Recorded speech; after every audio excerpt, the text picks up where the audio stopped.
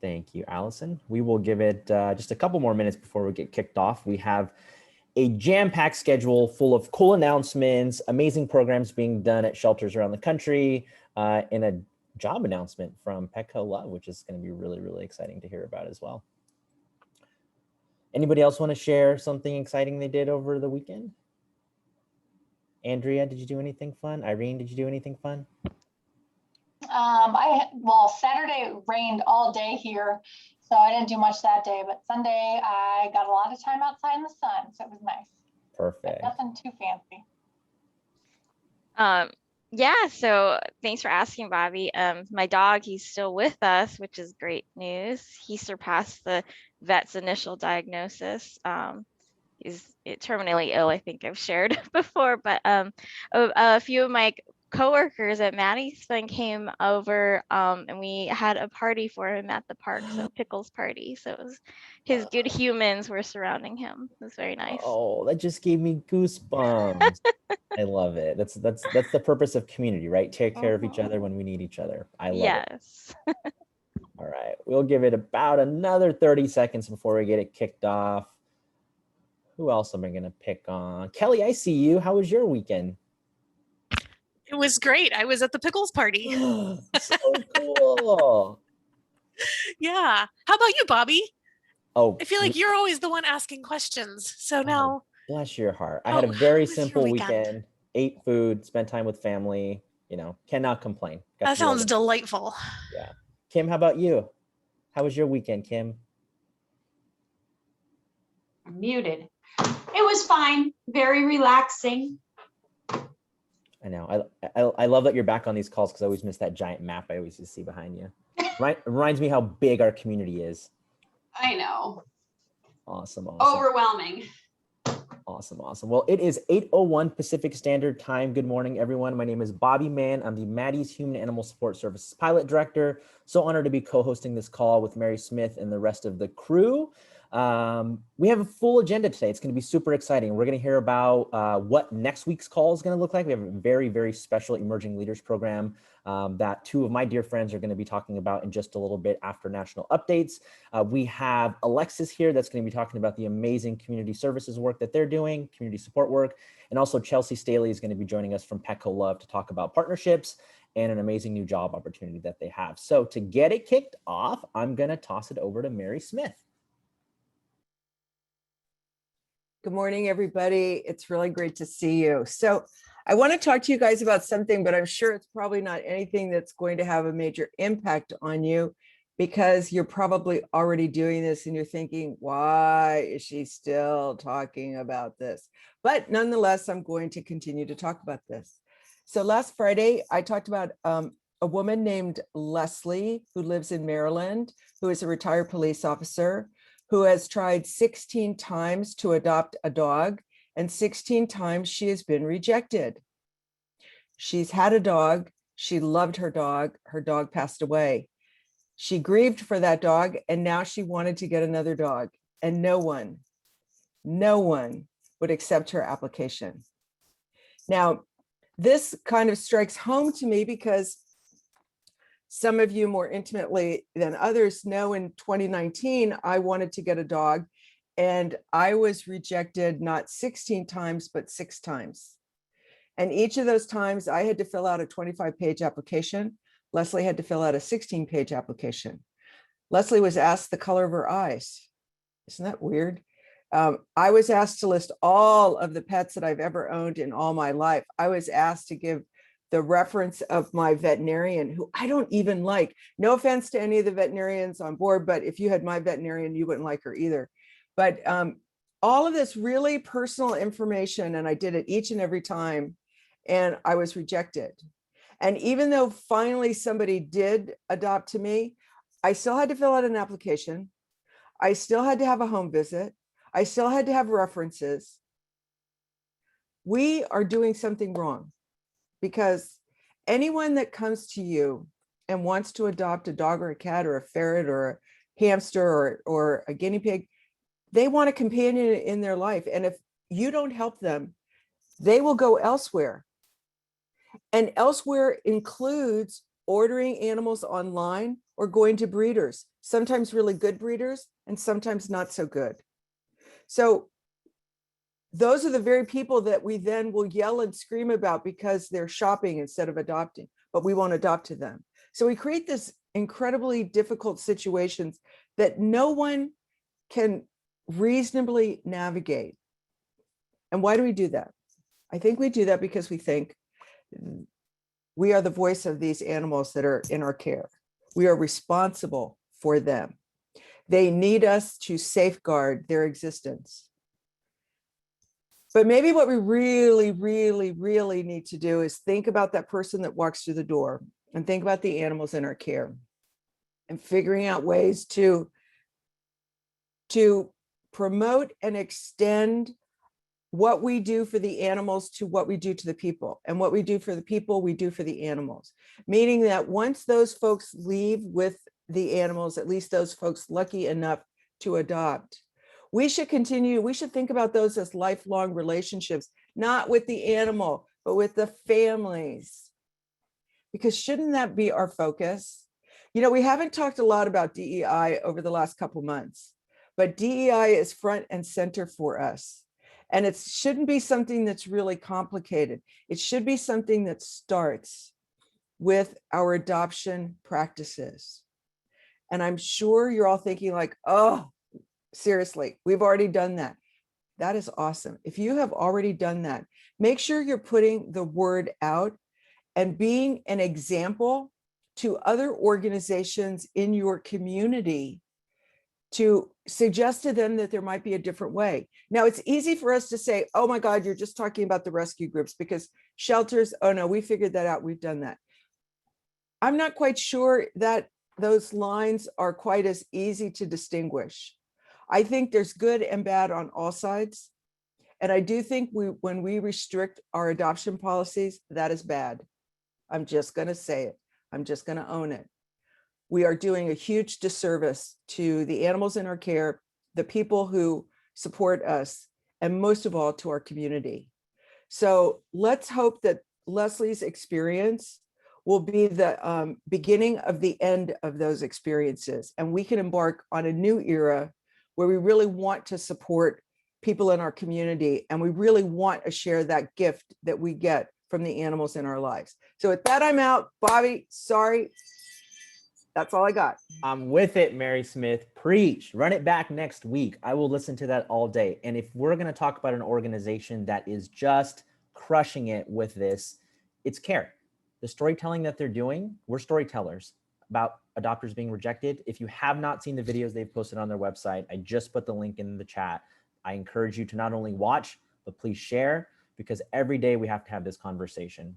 Because we can't just check boxes. We have to continue to move this movement forward. So thank you for that, Mary Smith. Let's open it up for national updates. Anybody is welcome to unmute and tell us what's going on.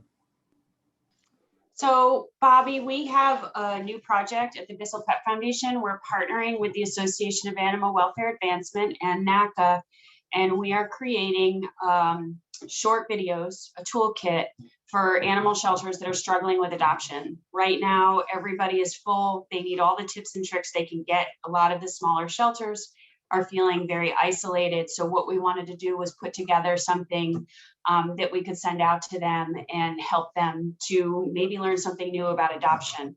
So if anybody is doing anything that's fabulous, that's working for you, that's a little bit out of the norm, please message me and let's get you on a 2-minute video so that we can get it out and help some shelters. Kim, I work for Haas. You know, toolkits are my love language. So I am so happy that you're doing that. Anyone else? Hi, Bobby. Oh, go ahead, Krista. Okay. This is Krista with the Humane Society of the United States, and I wanted to let y'all know that we have an open call for session proposals right now for Animal Care Expo 2022. We will be back in person in Orlando, Florida, and it will be April 19th through the 22nd. I'll put a link in the chat for the session proposal form. If you're interested in speaking, if you have a topic idea, please feel free to submit that, and it will be open through August 13th. Thank you, Krista. Thank you. Thanks, Krista. This is Sharon with Maddie's Fund. Just wanted to let you know that we extended the deadline for our short 7-question survey about the Maddie's Pet Forum. And we'd love it if you would all take it and share it with your team. We want as much feedback as possible so we can make the tool even better. So I think we'll put that in the link in the chat. Thank you, Sharon. And to make my day even better, I would love if y'all would continue this conversation after this call on Maddie's Pet Forum. I'm sure Allison will drop a link to this specific topic. It's going to be the place of the future. As Mary says, you don't have all those crazy privacy concerns. They're not monetizing anything. And if we want to continue to support each other and also the folks that can't make it to these calls, right? There's a lot of staff cleaning kennels as we speak. So if we want to create a space where we can all support each other, I believe Maddie's Pet Forum is going to be that space. So anyone else?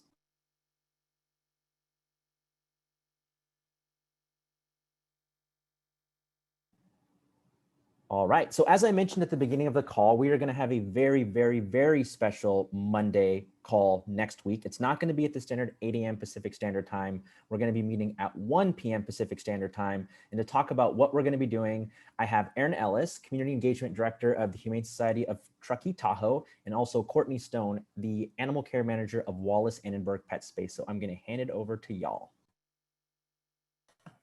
All right, good morning. Hi, Bobby. Hi, everyone. Yeah, Courtney and I are excited to be a part of this pilot new program here in the state of California. It's through Cal Animals. It's called the Emerging Leadership Program. And there were 30 of us that were chosen and selected to be a part of this program to just sort of be the wave of the new future of leaders, and not just here in the state of California, but wherever we decide to take a position and move ourselves forward in this field.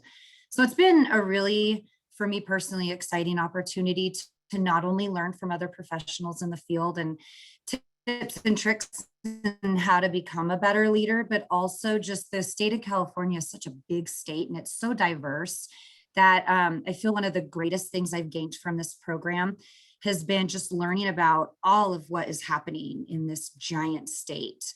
And I think that that is where my leadership skills have gotten a lot better, is learning how to be a better leader given what other people are doing within the state of California, but beyond that as well. So it's been a really exciting program. We get to present next Monday to all of you. We're in different groups and we were given different topics to talk about. So we're excited to get to present and show you guys what we've learned. So I'll turn it over to Courtney to give some more information. Yeah, thank you, Erin. Good morning, everyone. No, it's been an amazing 6 months. This program started in January and we're the first cohort. So it's been amazing to be able to learn from national leaders as well as connect with peers across the state. And as Erin and Bobby both mentioned, we'll be doing a symposium next Monday at 1 p.m.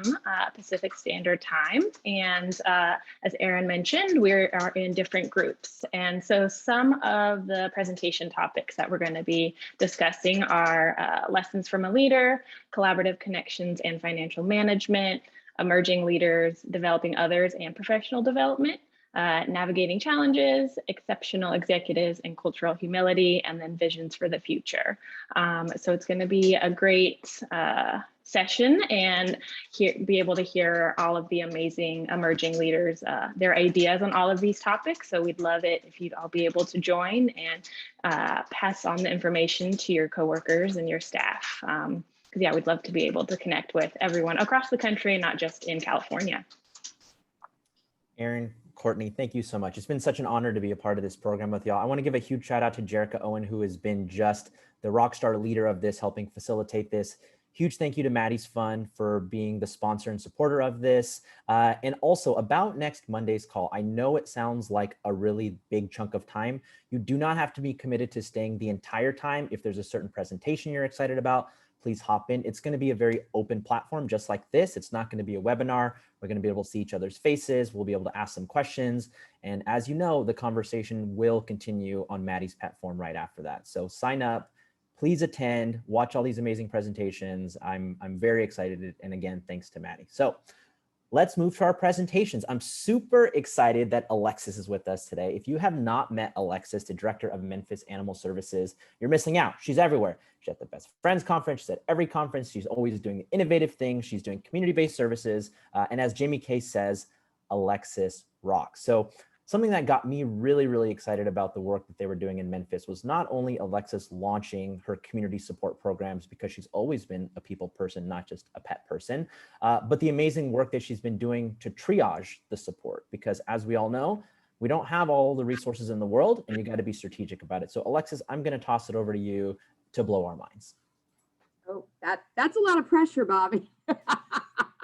Blow your minds.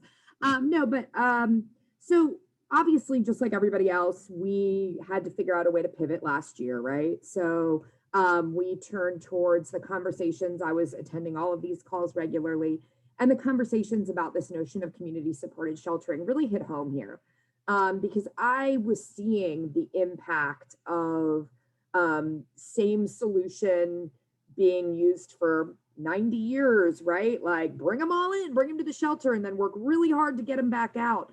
And it felt like we were on a hamster wheel. So we started implementing these programs. And really the first one that we kicked into high gear was that pet food pantry. You know, everyone was talking about, I was on some of the calls for our task force for COVID, and everyone was talking about feeding kids and how we were going to feed kids that weren't in school. And I was like, gosh, we have got to ramp up helping people feed their pets. So that was the first area where we really kicked into high gear and just started calling on people to donate whatever they could in whatever capacity. And so that was what I would call kind of the big first piece of what we now refer to as our Pet Resource Center. So as we went through and started really building up that pet food pantry, we said, gosh, there's so many more needs. You know, we've always provided some assistance. I look at Sarah Pisano, who came to see me back in 2016 when she was still with Target Zero, and we talked about managed intake. How can I help you keep your pet?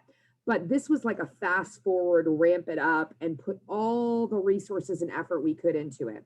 So over the past year, what we've done is we've actually reallocated positions within our facility. I now have 2 full-time pet resource specialists. And what they do every single day is they respond to emails or phone calls for people asking for help. What can we do to help you? You can get to a link on the website. We use a form where people can fill it out, or they can leave a voicemail. And every day, these team members talk to hundreds of people and say, what do you need? What can we do? Whether it's pet food pantry, you have medical concerns that you can't afford. You need help with fence repair. We'll do that. We have a pile of dog houses that we got with a grant. We have behavior training. We have temporary boarding. We pay pet deposits for people. You know, if you lost your house and you're moving to a new apartment, we'll pay your pet deposit if it means you can keep your pet with you. And so this shift has really allowed us to have this whole new department that works really collaboratively with our officers, and it keeps our officers focused on the things that only our officers can do, and allows this pet resource team to really take those lower acuity cases, so to speak, triage those so they don't escalate to a point where an officer is needed. And our officers are every single day referring cases to our Pet Resource Center. We have little flyers that they carry with them. They're handing them out like Publishers Clearinghouse, and people are calling. We've even set up one day a week where we offer free or one day a month, excuse me, where we offer free spay and neuter at our local spay neuter clinic, and we'll get you set up for that. So it is a program that basically helps get cases that can be managed with lower level resources out of the queue of those officers and out of the queue of the field department so that they can focus on what they need to focus on. And when it comes to money, one of the biggest things people ask me is, how do you pay for this? Well, 2 things that I found. One, I looked at what my average cost of care is. If you take all the expenses of running the shelter, even excluding the field department, you take, you know, your adoption team and your vet clinic and running the lights, it's about $300 a pet. So if I can spend less than $300 on a pet, I've saved this community money, and I didn't have to take up a kennel in the process. So know your average cost of care and tell your leadership, I'm going to spend less money and I'm not going to take up a kennel. And then secondly, and Mary, you can probably support this notion, I'm finding that this is exactly the kind of programming that funders want to support, both in the granting world and the individual donor world. If you tell people, this is me helping elevate the entire community, this is helping elevate the quality of pet ownership in every neighborhood in our city, we're not going to euthanize animals for space anymore. This is money that is well spent. There is a clear return on investment. It is a wise use of dollars rather than just, adding another kennel in your shelter or things like that. This is where people want to see you spend your money. And we're finding that people are stepping up to support it because they say, this is new, this is innovative, and this is the solution, as opposed to let's cram more pets into the shelter. So Alexis, looks like Chris had a question. Chris, you want to unmute and ask your question? Hi, Alexis. I was just wondering who helps out that team, the resource specialists who are taking all the phone calls and emails and responding to them, because I'm assuming that they've got to have some support with getting all of the services and resources and other things actually delivered to the pet owners. Yeah, so I mean, it's certainly a multi-tiered approach, right? So depending on what that need is, we have a pickup truck here. I have a facility guy. I'll send him out with the dog houses. Sometimes our field supervisors just like to go have those neighborhood level conversations and they'll do it. But a lot of the work we found can happen through telephone and through email and things like that, because we've engaged partner veterinary clinics in our community to be a part of this effort. So a lot of times we're never laying hands on, they're going straight to that clinic for resources. We're just doing basically a paid referral service. So the team actually manages to be relatively self-sufficient. And one of the biggest things, and whatever platform you use for your shelter software, go for it. But we switched to Shelter Love last summer. And one of the things that we had no idea when we were making that switch from Chameleon was that there would be this new community services portal that exists inherently within Shelter Love that has changed the game for us. So when we started this last spring, we were stuck with spreadsheets and, trying to track in Excel. Well, Shelter Love has this community services portal where that online form I mentioned. So if you go to our website at memphisanimalservices.com, there's a different choices. And one is I need help with my pet. And you can click on a little link for a form and it pops up a form and that auto populates into our software with a full person record with what their needs are. So it's saving data entry time on the front end. So we try to push as many people to that instead of phone calls as we can, but it's allowing us to track and manage what's new, what's open and needs to still be addressed. You can triage by call type. So you can group all your pet food pantry together and things like that. That has been like having an extra office assistant to help them manage that. But depending on what the solution is, I'm gonna roll with other duties as assigned a lot. Like my facility guy has to go fix fences sometimes, and he's happy to do it because everybody recognizes the value that this kind of programming brings to the table. Did that kind of help explain it at all, Chris? Alexis, would you mind giving folks a bit more background about your organization, how many staff you have, how you sort of have them split up, what your annual budget is, all of that? Yeah, sure. So I have been here, I just finished 5 years here. I started in June of 2016. We had, when I started, 51 full-time. I've gotten us up, get ready people, to 53. Took like a lot of hard work to get to 53. And then we're supported by another 15 to 20 part-time staff, depending on how many hours those people work. One of the big things that I believe in strongly is that anyone who says your org chart, your TO is a fixed thing, like I fixed it and it's done. No, that should be a document that lives and breathes and changes as your needs change and as your focus changes. I'm constantly reviewing our organizational chart to figure out where capacity exists, where it's being underutilized, and move people around accordingly. So our team is, we have 16 officers and 2 field supervisors. We have 10 animal care technicians, including a senior. I have 2 shelter supervisors. Since we're open 7 days a week and everything, obviously, And I've gotten those supervisors into 410s, which has been great because they were working way over their 8 hours. We have 2 full-time veterinarians and a support team in there of about 5 vet assistants, as well as a senior vet assistant who runs as kind of the office manager, 2 pet resource specialists, like I mentioned.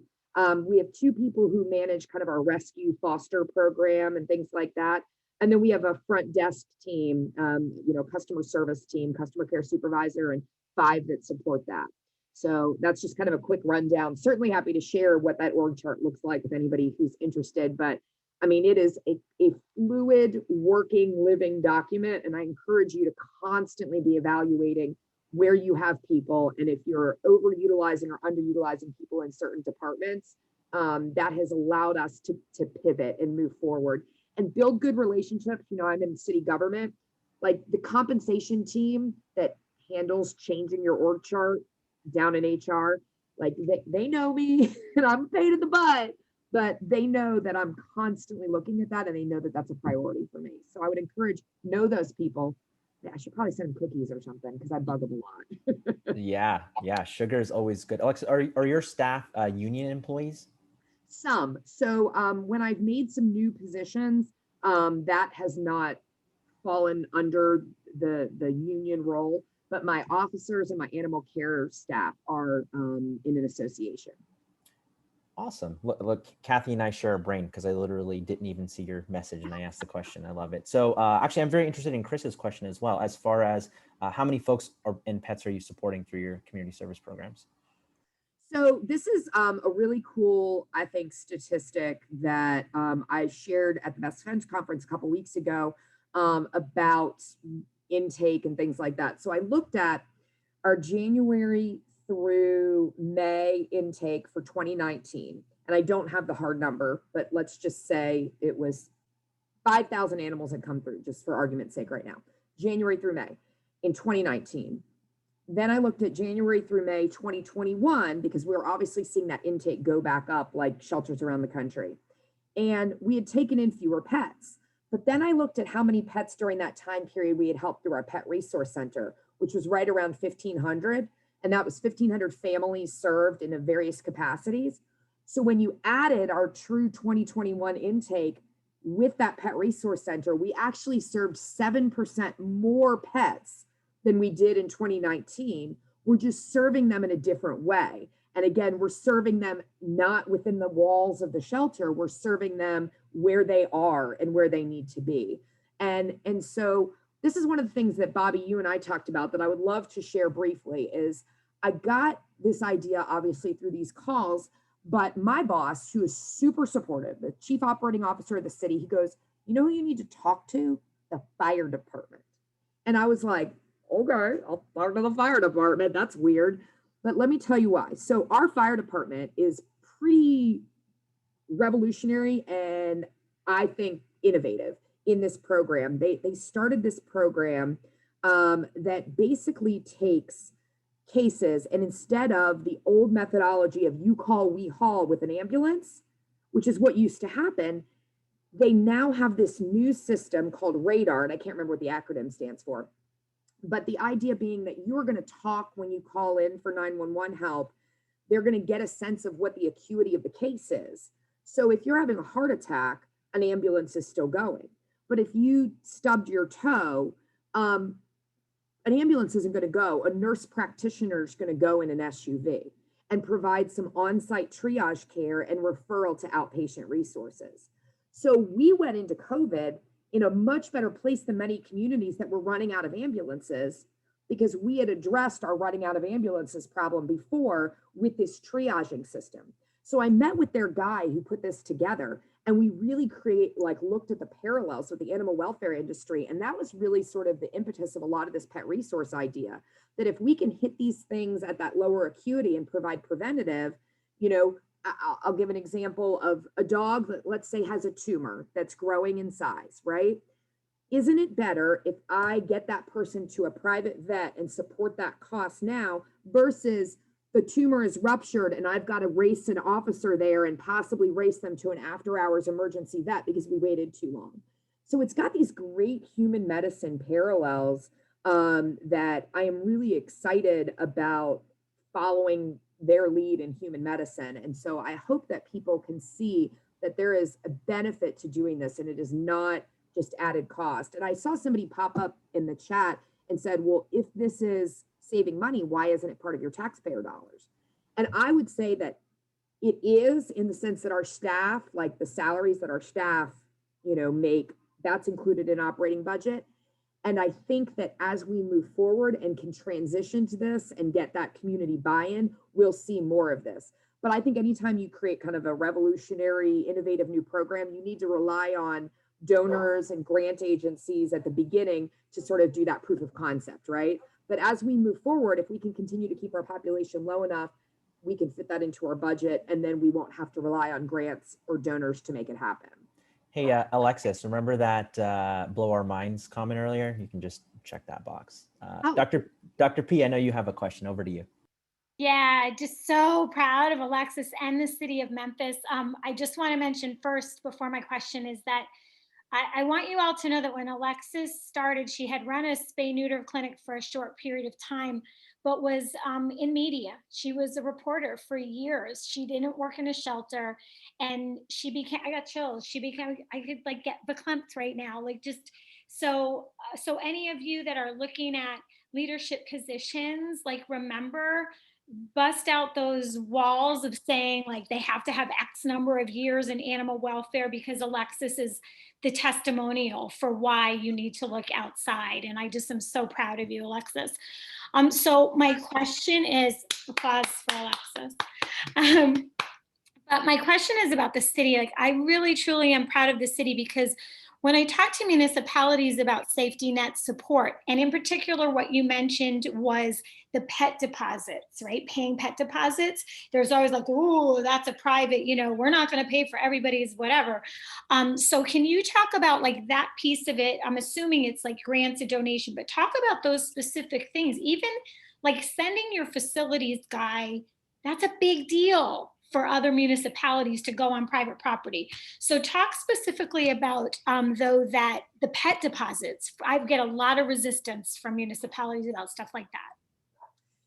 I do think that one of the most important things is who your leadership is. And so Mary, you just mentioned, in the chat, Memphis wasn't in a good place. Yeah, it wasn't. And I'll tell you that started right from the top. And if you don't have a leader in your community that makes animal welfare a priority, that cares, the road is harder. It is a harder battle for sure. But so the mayor that was elected in 2016, my boss's boss, he actually campaigned, and it was important to him that the animal shelter, that Memphis Animal Services was a priority. And he made that clear through his campaign, and he got support from the animal welfare community because of it. And one of the first things they did was they moved me out of parks and neighborhoods where I was sort of buried under, a pile of bureaucracy, multiple layers. And I report directly to the COO now, and I'm a director.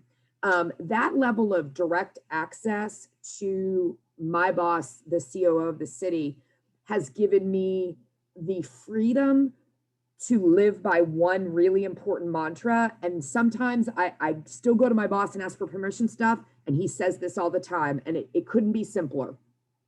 Do the right thing. Do the right thing.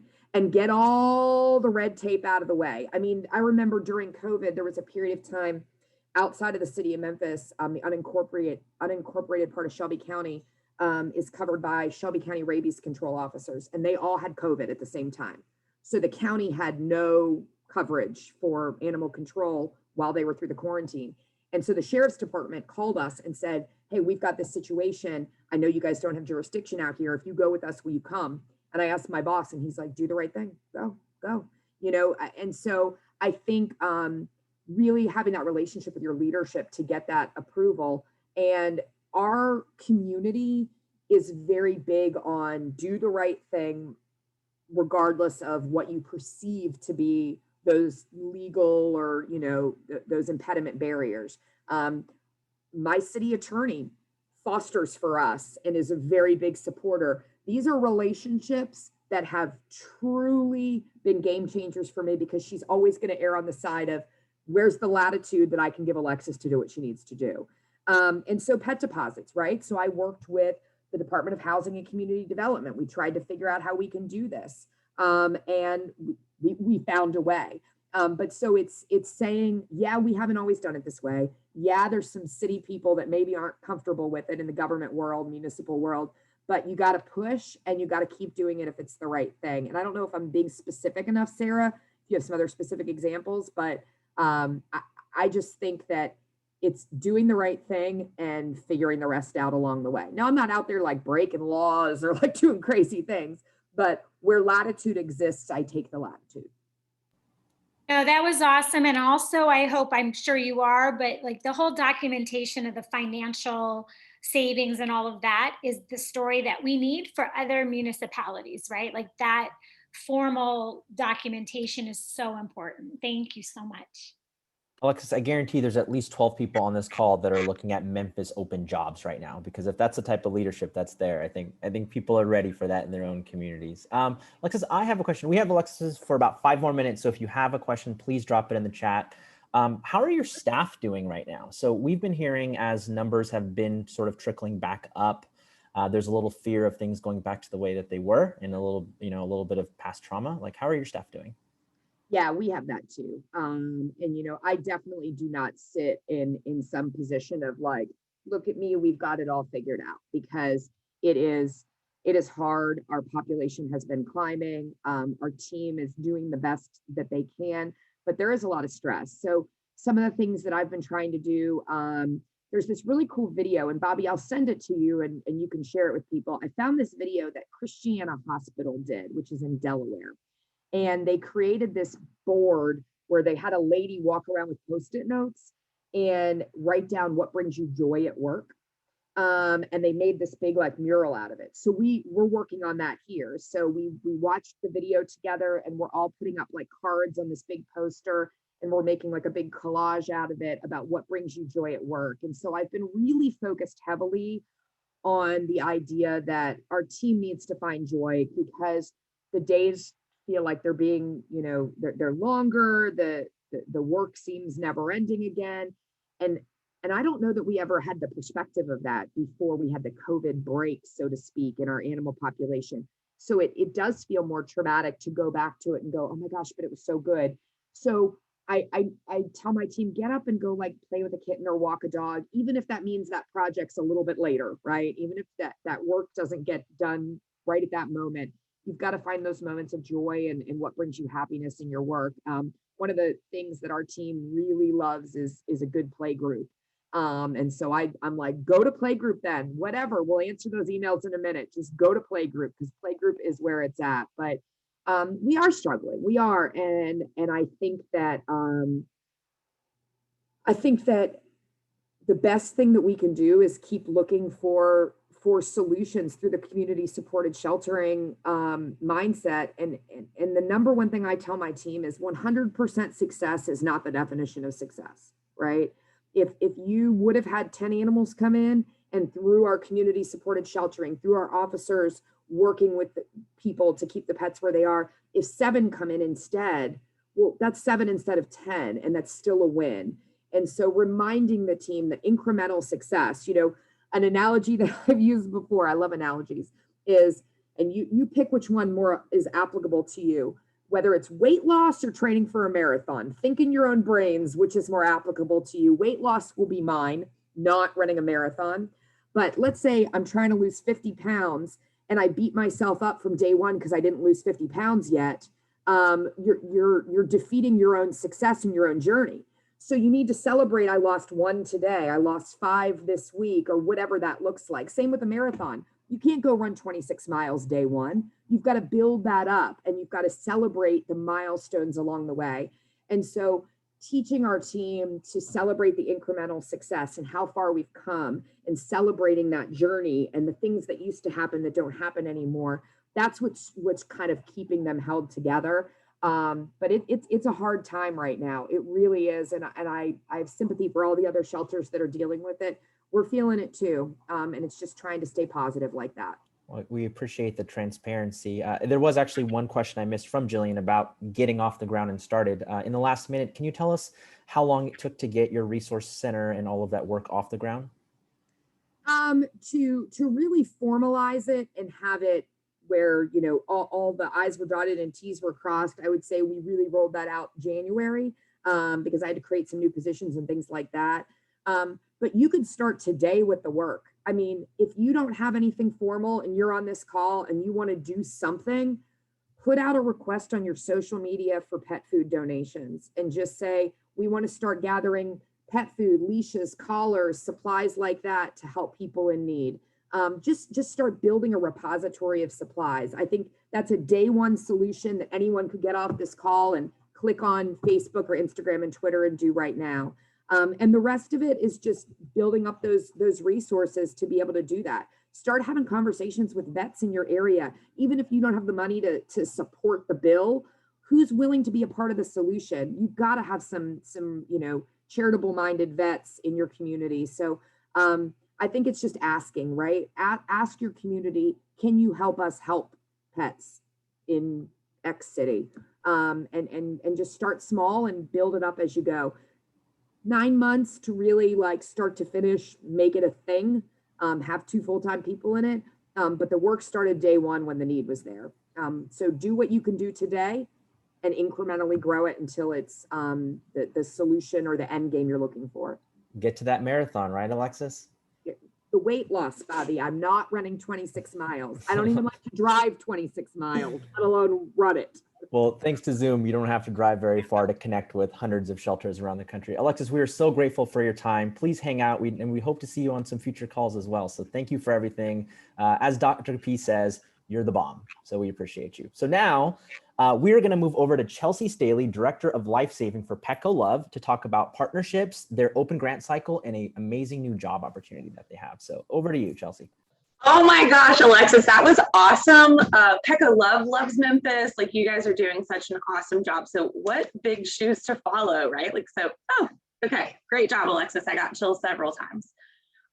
Okay, so this is my first Monday call. I'm always on the Friday calls. I've never been on a Monday call. So huge thanks to Bobby for inviting me. I love that. I didn't know there was Mary motivation on the Monday call. So here I am for it. I love Mary's motivation always. And so she was preaching earlier. I'm here for all of that. Let me share my screen.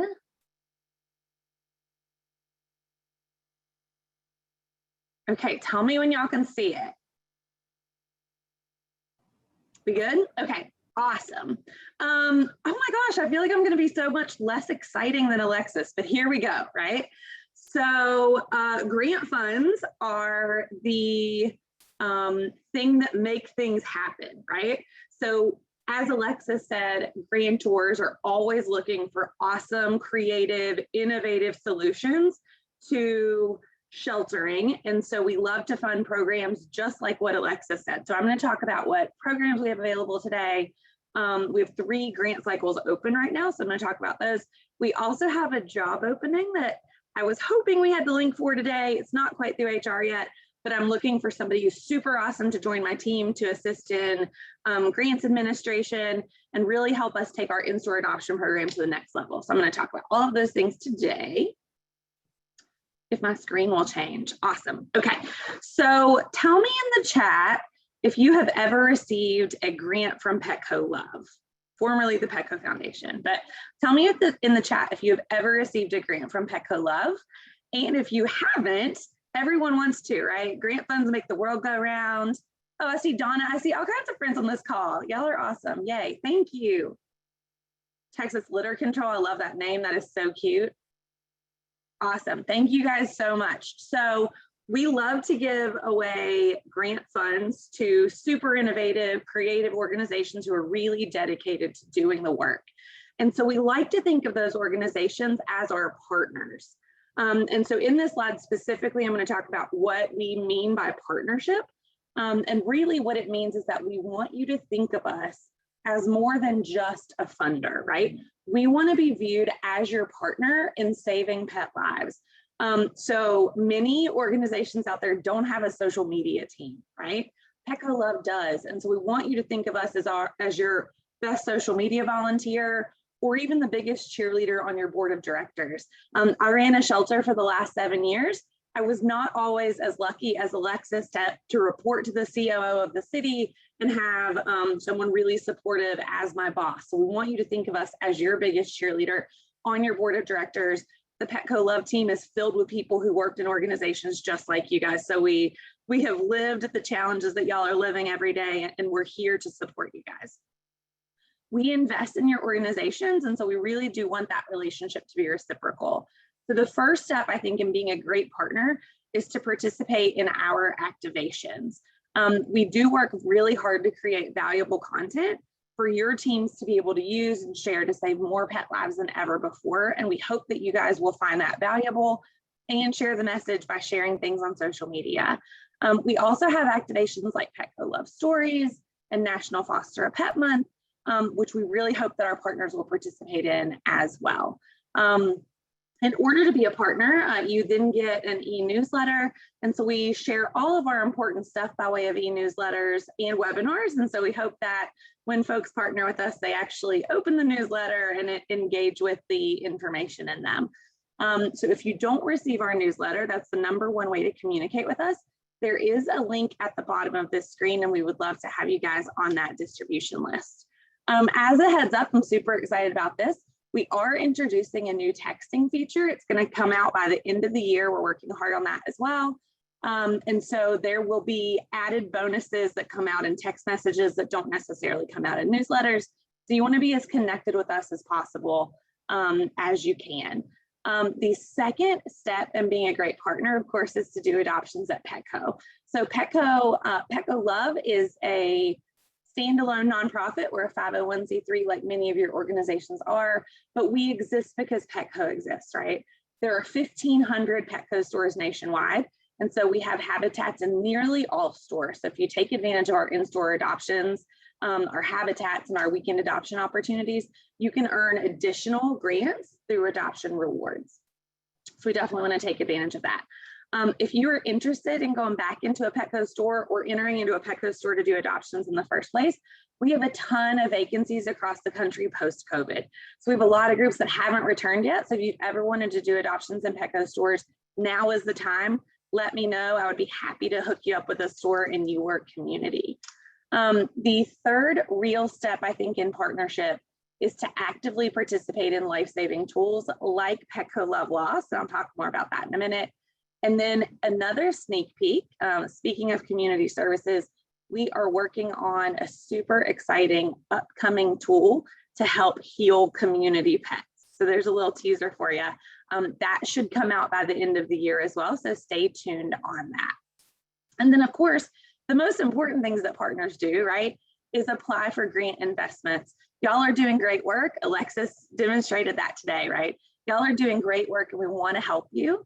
We do want to fund the best, hardest working, most creative shelters in the country. And we know that you guys are participating on calls just like this. So make sure that you apply in our grant cycles. We have 3 open now. Also make sure you fulfill your administrative tasks timely.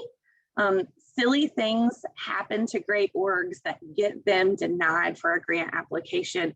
Don't make silly mistakes. Meet your grant or meet your administrative tasks, the deadlines, and get those things submitted on time so you can have the best possible chance at getting grant funds. If you're an animal welfare organization, so if you're a foster-based rescue or humane society or even an animal control shelter, your 2020 data report was due on March 31st. If you haven't submitted it, it's okay, you're not too late, but we do want you to submit it ASAP so you do qualify for grant awards. And finally, of course, if you receive funding, we want you to celebrate the investment, right? So in our 1,500 stores nationwide, those cashiers are the ones raising the money that we are then in turn able to reinvest in organizations like yours. So we want you to celebrate the investment. We want Petco shoppers to see that we are absolutely investing money in their local communities. So we want that to hit the news in your local community. We also want the Petco cashiers to see the tangible effects of they're fundraising every day, right? Not every store sees $1 million check presentation, and we want to make that possible every time that we possibly can. So also thank your local store partners, send news releases, plan check presentation parties. People always want to thank us at Petco Love. Don't thank us, thank your local store partners, right? They love cupcakes, they love balloons, all of those types of things. So thank your local store partners. And a big hint is we consider all of the things I just mentioned when we're making grant investment decisions. So all of these things, plus your data is the #1 thing that we look at when we're making grant investment decisions, but we also consider all of these things as well. These things are not detractors from your grant investment decisions, but they do increase it. So we, let's say if we were going to give your organization a $20,000 grant, but you are checking all these boxes and really blowing it out of the water, we might give you a $30,000 grant instead. So these add, they don't detract from your grant awards. Jesse, I have a question for you. So what if I'm an agency that has never applied for a grant? I'm terrified of the idea of having to put in a grant application. How simple is it? It's super simple. So I ran a shelter for 7 years, right? And I wish that I would have known then what I know now. So let me spill some tea for y'all, right? I am not a professional grant writer. I would assume many of you on this call are not, right? You do not need to be a professional grant writer to apply for a grant through Petco Love. We honestly care less about your narrative and about what you're writing about than we do your data. So I want you to invest your time in making sure your data is accurate. We do have an animal handling worksheet, if you will. So we want your data to balance out to 0, right? On January 1st, let's say you have 100 animals in house.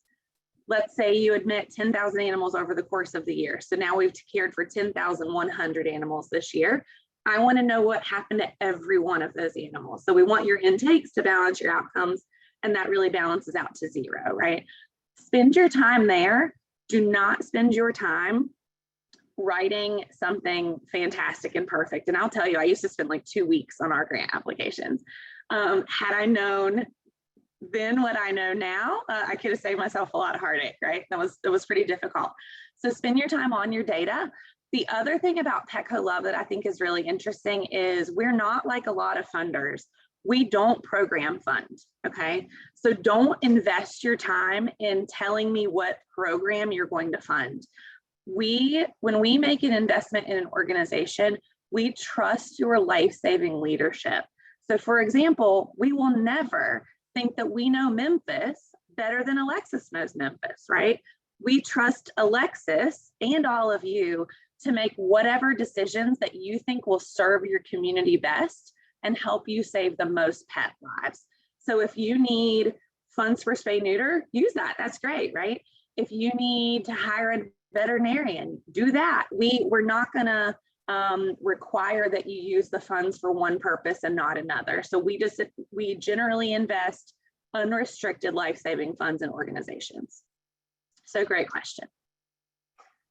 So we do have adoption rewards. This slide's a little confusing. I'm not going to go into this, but what I want you to know off of this slide is if you do adoptions in Petco stores, you can receive greater grants than organizations who don't. So for example, if your organization is doing 250 or more animals annually, and you do more than 101 adoptions in Petco stores, your grant award is effectively doubled. So again, going back to that $20,000 analogy, if your grant award would have been $20,000 and you are intaking more than 250 pets annually, and you do 101 adoptions in Petco stores, your grant award would now be $40,000. So just want to call that out. Happy to talk. If you guys have any questions about this, happy to talk through it on a one-on-one basis. This isn't a confusing slide, so I won't spend my time here. Okay. Anybody on Petco Love lost yet?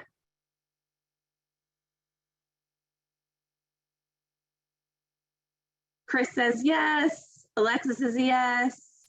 all kinds of organizations around Petco Love Lost. So last summer, Petco Love acquired Finding Rover.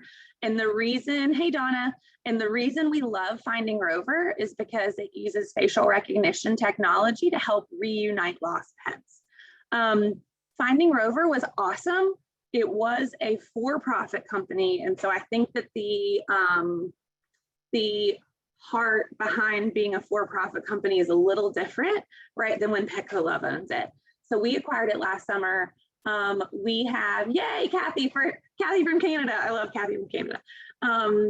So we have spent the last year really enhancing the technology and listening to orgs just like your guys to try to make Petco Love Lost the most valuable reunification tool that it can possibly be. We've invested a ton of time, a ton of resources, and so we want you guys to be on Petco Love Lost. We see a lot of data from our grant investments, as you guys can imagine. We have seen incredible strides toward life-saving. We've seen organizations sending more pets to foster care than ever before. Adoptions are soaring, euthanasia is bottoming out, which is awesome, right? The one area we did not really see the needle move much is returns to owner. And so that's why we really put our stake in the ground in this space. We really want animals to be able to get back home to their owners. You guys work so hard to adopt these animals out. So let's make sure those adoptions stick by getting those pets back home. God forbid they go missing. So we do want you to be enrolled in Petco Love Lost. That is a requirement this year to receive grant funds. And I'm not going to talk more about it because we are running out of time. Again, happy to answer any questions regarding this too. But what we really want to talk about is upcoming grant cycles, right? So we have 3 open cycles right now that I want you guys to apply in every one of them, okay? We used to do something called Holiday Wishes. When we rebranded to Petco Love, we now call them Love Stories. It's the exact same thing. The funds will be paid out for the holiday. The only difference is your adopters can apply literally today. We're accepting applications through September 20th. And what it is, your adopters submit a 500-word essay on how the love of their adopted pet changed their lives. And so your adopters effectively nominate you for grant awards. The top award is $100,000. This is $1 million total campaign. We'll give away 50 or 55 grant awards, with the top award being $100,000 in the Petco Love Stories campaign this year. And for Unsung Hero, I'm going to actually bump to the next slide. We talked about love stories. I want to go forward. I never have to drive my own presentations. I'm like not good at this. Sorry, y'all. There we go. Okay. So Unsung Heroes is my personal favorite cycle of the year. And so the best story I can share with you about Unsung Heroes, a few years ago, we celebrated a guy named Booker.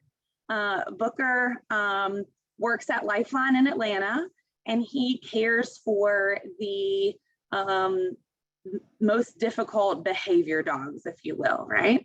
And God forbid those animals have to be euthanized. God forbid they're not rehabilitatable.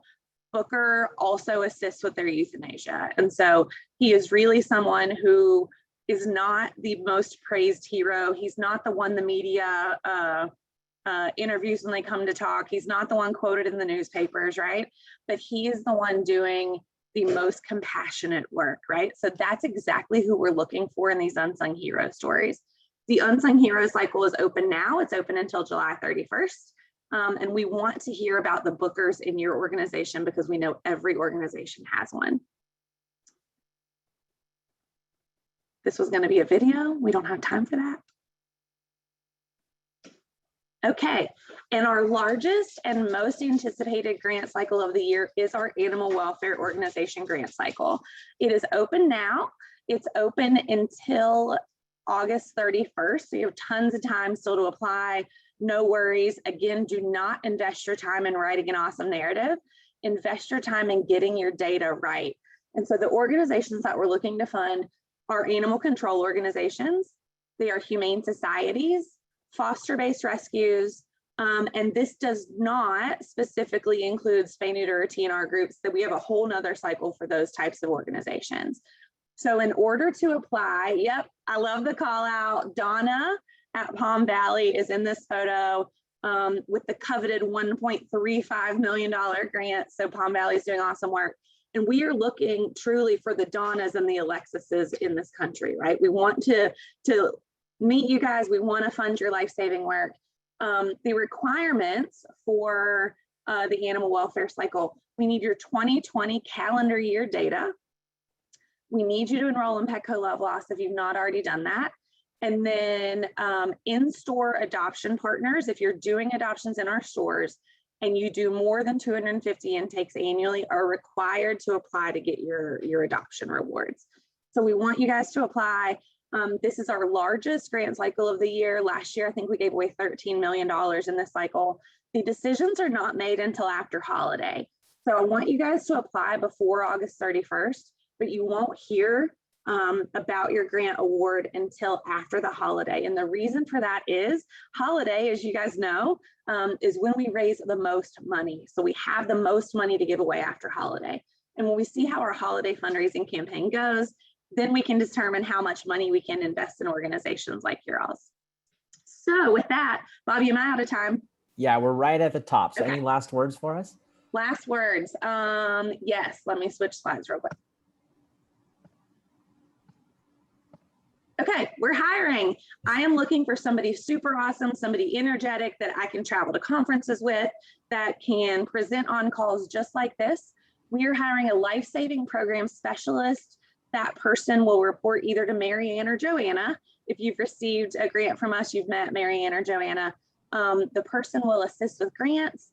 They will help us reinvent our in-store adoptions program, which is a strategy that we're working on as we speak. They will travel to community adoption events and help us administer those things. Yeah, I was hoping to have the link available for you guys today. It's not quite through HR yet, but I'm happy to share that as soon as it's posted. Bobby, can you help me distribute that? Absolutely. It'll be on Maddie's pet form. So I'll share the link Perfect. next week with everyone as well. Perfect. That person can live in either San Diego or San Antonio, or for the right person, you could work remote probably if we get the perfect candidate. So. Amazing. Well, Chelsea, thank you so much for your time. Alexis, thank you guys. Everyone. Mary, I'm going to toss it over to you to close us out. Wow. Alexis and Chelsea, today felt like Christmas and Hanukkah all rolled in. You guys did such a great presentations. And I think you've inspired us to continue to do the great things that we do in our organizations. So thank you, everybody. Thank you, Petco Love. Thank you, Memphis Animal Services. Our hats are off to you. Have a great week, you guys.